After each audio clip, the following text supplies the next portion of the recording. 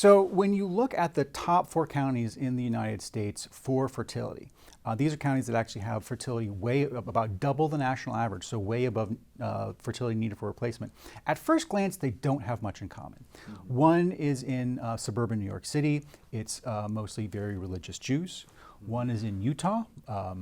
Religious Mormons. Sure. Another is in East Texas. It's in the heart of Odessa. It's in the heart of oil country. So you just have very wealthy families.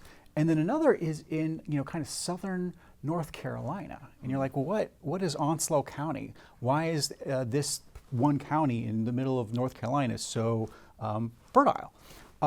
And it turns out that they have a bunch of Marine bases there. They have a bunch of bases there, military bases there. And when you crunch the numbers, what you see is that military families are much more likely to be married than the general population. And this is by design. When the United States military abandoned the draft in the 70s, they decided they need some new ways to keep new members on. And one of the ways they did that was to improve the people that they're recruiting is to encourage marriage. So married members get a housing stipend that others don't.